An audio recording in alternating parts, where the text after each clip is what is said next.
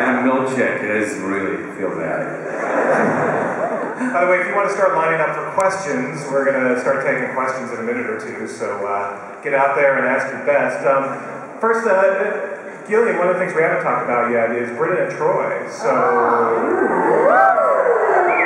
Definitely seen those sparks, so what do you think? Any movement on that? Yeah, I thought you said we've seen those sparks, so... I'm sorry. I have seen them. What did you say?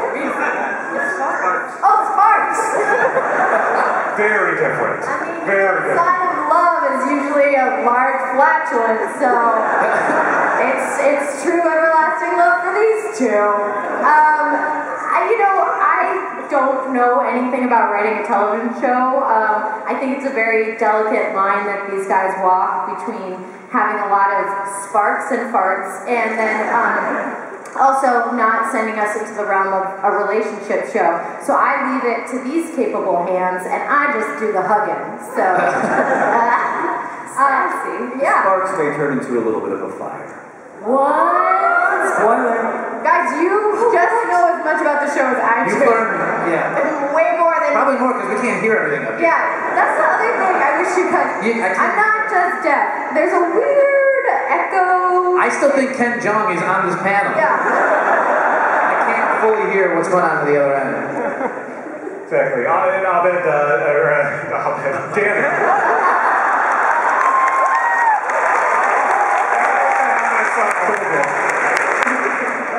Danny, I gotta hear a little Batman. I gotta hear a little...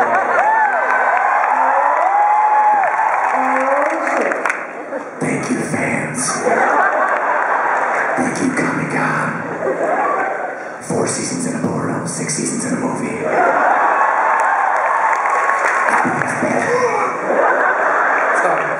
Abed's Batman now.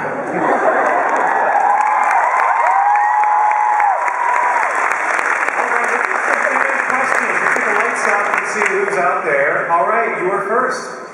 Hi. My question is, have any of you ever attended a community college? And if so, was it a positive or negative experience? I went to Cuyahoga Community College, Tri-C, when I was in, I think my senior year. Yeah, Tri-C, really? Ohio! My junior and senior year for the summers, I went to computer classes there, and it was a lot like community in that you saw every race, every age, every economic group, you know, and it was great. I really enjoyed it, and that's why I was so excited about the show. One of the reasons, because I wanted to shine a good light on what a community college could be. Gillian went to a community college. Oh no, that was Juilliard. My mom taught at a community college at Pasadena City College.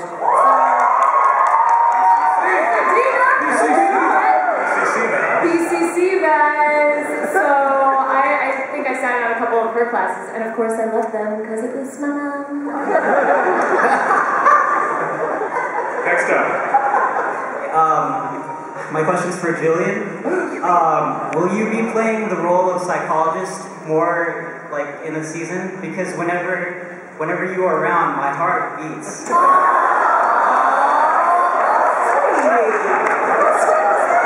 Someone's gonna be following us.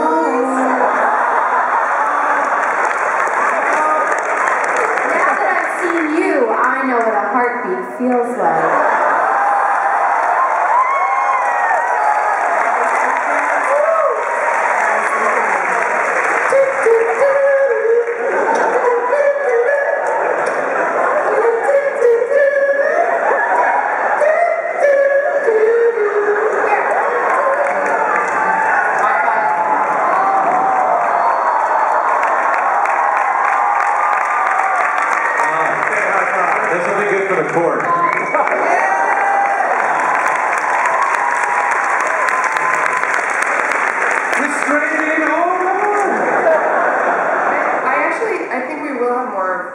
Psychology student because she looks so good in those glasses. Yeah. Oh my God. Question from the blind lady. Go ahead. There we go. And my question's for the cast. I love you guys, especially Gillian. My question is, if this were the last season, where would you see your characters ending up?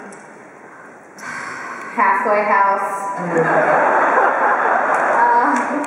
I think worker at the halfway house. she'd be doing pro bono psychology because no one would hire her, pay her a salary to do it. But I think she would maybe open a one-eyed cat shelter eventually, and give free advice on the street corner. Yeah. I think Abed and Pavel would probably run the audiovisual department at Greendale and continue making really terrible commercials for the school. But maybe some documentaries on the side too. Annie likes hospital administration, so I feel like she should graduate and then hop over to Children's Hospital on Adult Swim. Yeah. Armani Exchange. I think Shirley's gonna work her sandwich shop, with or without Pierce, because they fight a lot. So I don't know if Pierce is gonna be apart very long, but she's gonna do her sandwich shop, I think. Excellent. Do we have a question from Nightcrawler? Oh no, sorry. Nightcrawler's there. Yes! Inspector. Hi guys. I'm a huge fan of Inspector Spacetime. You're kidding. No, that's crazy. Whatever. You stole that from the Hilton. What's your rating about that?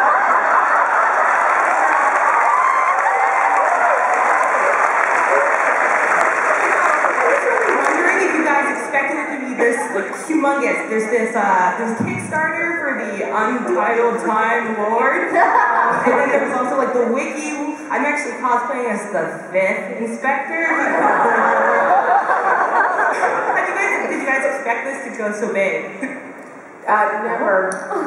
I remember the first time we came to Comic-Con, I was nervous. I'm like, well, they like us there because you guys are so involved in comic books and characters and all that. And I'm like, are we big enough characters for them to care? And you guys have loved on us every time we come here, and it's been the things that I've seen that you've done, my God! No, I mean, we're still in bathrobes. This is a big deal, guys. I don't know if you know what's happening here. This is really taking it. Yeah, no, I never thought that it would be. There's 5,000 people in here. This is insane. Yeah, who thought activating Doctor Who fans would? Russ, maybe you can answer this. In development now at Sony, Inspector Spacetime, the TV series? Come on. When Dan Harmon first pitched the show, he pitched ideas of time travelers and aliens from outer space, and we said, how about a show that takes place on Earth, but we didn't know that then he was going to put it all in community. Community was the perfect place. I think the dangerous...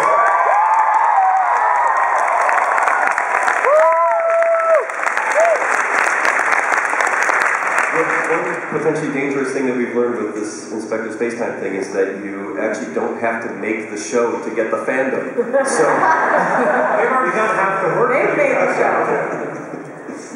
Yeah, I think there was an actual Inspector Spacetime convention in Chicago, right, or something. There's a web series. This is why I think the network actually fears you guys. Like, let's just keep a show on the air and make everyone happy. But they're so awesome. I mean, when the first like 20-second clip came out, we said Blorgon's in it, and then the next day we were in the writers' room and we were seeing pages and pages of stuff that people had been writing about Inspector Spacetime, all the past inspectors, all of that, and in it they were saying Blowgons, and the guy that plays Inspector Spacetime tweeted, I guess, like, hey, it's Blorgons, and then they bothered to like go through and change it all, so that's why we put the joke in the Dreamatorium episode about Blowgon means thank you and Blorgon. For you guys. Blowgon. I think there's a question from a totally normal person. Say thank you to the writers for portraying Asperger's in a wonderful way on television. Questions for the writers and for Danny. How did Ovid become that character? Not just the butt of every joke, but a real well-rounded character. Yes.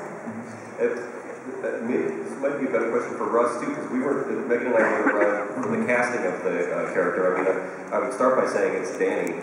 Brought to life in a way that very few other people could. Yeah, he has Danny, I think, has such a warmness to him that even if he shuts off all of his facial features and it just emanates out from within him, and I think that's... Because I'm Indian, really it's a little bit of that skin tone.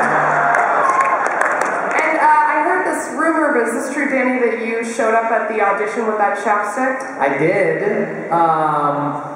I don't really remember the first audition. Russ probably remembers it better than I did because I think I just blacked out. I was so excited by this role though because it was written so well. I think that was the main thing. It wasn't written as a butt of a joke. He was a character that was conflicted but also a participant. He had real feelings, real emotions, and contributed. And that to me, immediately, I was like, this is such an original, interesting person, and I can't wait to explore this. And so I remember going to the audition, and I think it was something we sort of discovered as we went across. And then I think you guys maybe said, just try stuff. And then I remember, I was really uncomfortable, so I pulled out my lip balm, and I was just putting on my lip balm. They're like, oh, that's great. Use that. And I was like, totally, yeah, that was totally my idea. Use that as the character. You must have had a lot of fun playing Evil Abed too. Ha ha ha. Yeah, I mean, I think I like to assess a season based on what I wore, kind of like Dean Pelton. But this year was really all about the facial hair, all the fake facial hair I wore, fake mustaches, whether it was Roddenberry or the fake goatees. But that's again, I give credit to Dan Harmon and the writers. And Russ and the directors for all taking the time to make Abed and make all our characters so rich, not one-dimensional.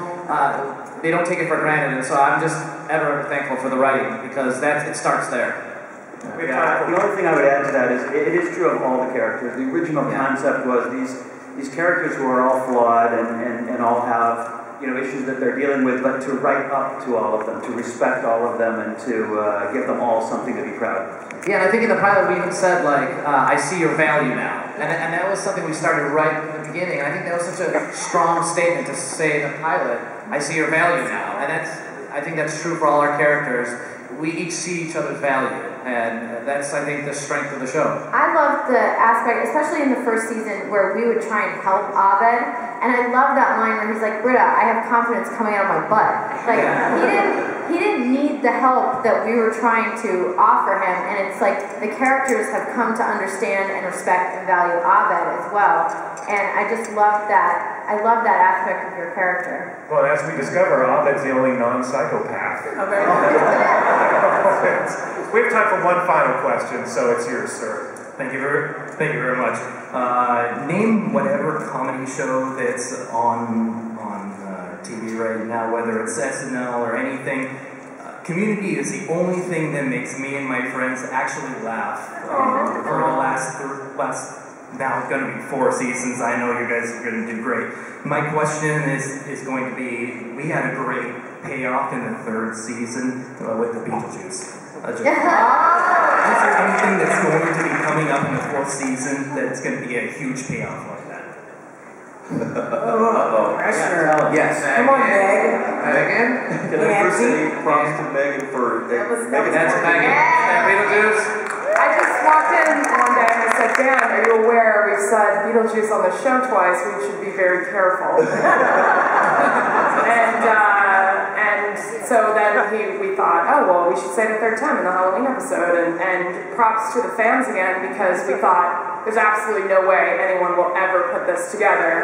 And within a few days, it's they have the YouTube thing already. It's going around. We were on it. It's amazing. I think next time you guys got to make another Jim Belushi joke, right? Yeah. And then he shows up. I will say that it is because all the writers and all the actors and everyone is such a fan of the show, and I watch all the episodes multiple times, and everyone does.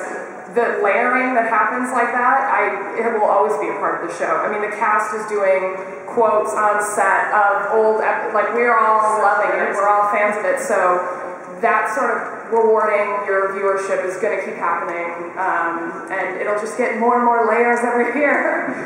Friday nights, 8:30 this fall on NBC.